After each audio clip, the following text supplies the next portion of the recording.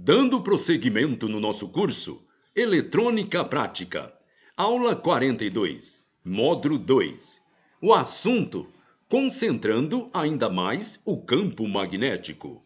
Vamos lá? Sabemos agora que ao enrolar o fio condutor em forma de bobina, podemos então concentrar as linhas de força. Linhas de força. Entretanto, essas bobinas têm os seus próprios limites: a espessura do fio e o diâmetro das bobinas. Alguns pesquisadores do passado descobriram uma forma de concentrar ainda mais o campo magnético eletricamente gerado, inventando com isso o eletroímã. Eletroímã. Observe com atenção a figura ao lado. Preste atenção na figura. Observe que no interior da bobina foi colocado um núcleo de material ferroso. Esse material, ele proporciona uma concentração ainda maior das linhas de força. Linhas de força.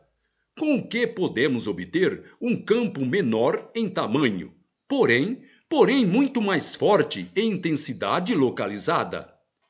A quantidade das linhas de força continua a mesma, porém elas ficam tão concentrada, mas tão concentrada, que o campo magnético medido num ponto bem próximo à bobina, ele é muito intenso. O que ocorre é que as linhas de força são ainda um tanto dispersas numa bobina simples, isto é, sem o núcleo.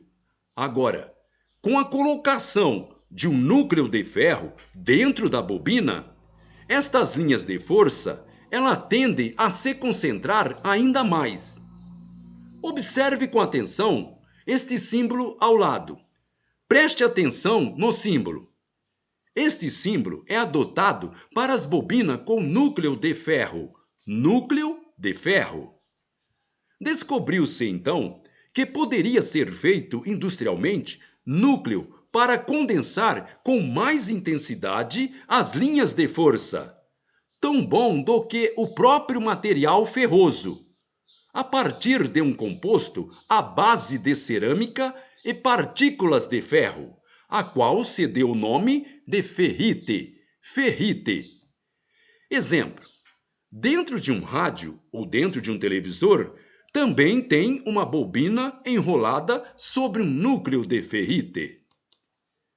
Para diferenciar a representação gráfica, isto é, o símbolo dessa bobina com núcleo de ferrite em relação ao núcleo de ferro, nos diagramas de um circuito, usa-se o símbolo que está sendo mostrado na figura ao lado.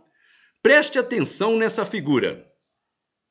Resumindo, de acordo com a figura, temos então a representação de um eletroímã, ou seja, um ímã gerado pelo efeito magnético da corrente elétrica. Observe a figura abaixo.